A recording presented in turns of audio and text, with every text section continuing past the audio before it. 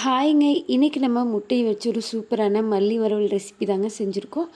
இந்த ரெசிபி வந்து ரொம்ப ஈஸியாகவும் அதே டைமில் குயிக்காக செஞ்சிடலாங்க. நமக்கு வந்து சைடிஷாக சாப்பிட்டிங்கன்னா வெரைட்டி ரைஸ் கிளம்பி ரொம்பவே சூப்பராக இருக்கும்.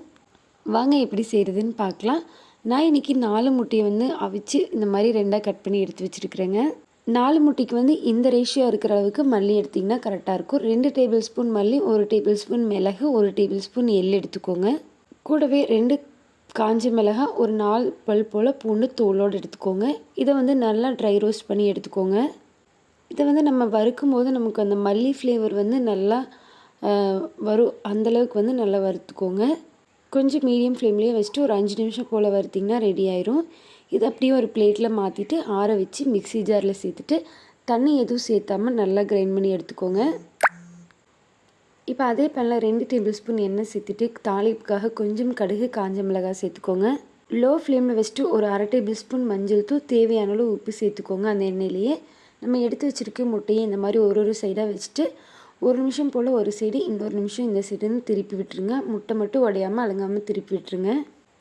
இப்போ வந்து நம்ம எடுத்து வச்சுருக்க மல்லிகைப்பொடியை அப்படியே முட்டை மேலே லைட்டாக அப்படியே தூவி விட்டுருங்க. இது வந்து நம்ம ரோஸ்ட் பண்ணி தான் அரைச்சிருக்குங்க. அதனால் ரொம்ப நேரம் குக் பண்ணணுன்ட்டு இல்லை.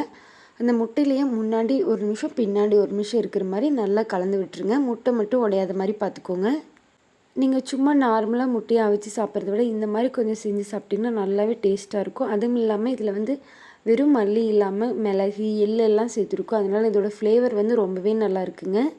உப்பு வந்து எக்ஸ்ட்ரா தேவையில்லைங்க. ஏன்னா அந்த எண்ணெயில் இருக்கிற உப்பே வந்து நமக்கு அந்த மசாலாவில், முட்டையில் எல்லாமே ஈவனாக பரவிடும். தேவைப்பட்டால் மட்டும் உப்பு பார்த்துட்டு சேர்த்துக்கோங்க. பார்த்திங்கன்னா நல்லா ட்ரை ஆயிடுச்சு. இன்னும் 1 நிமிஷம் போல் வச்சுட்டு இறக்குனிங்கன்னா சூப்பரான முட்டை வறுவல் ரெடி ஆயிருங்க.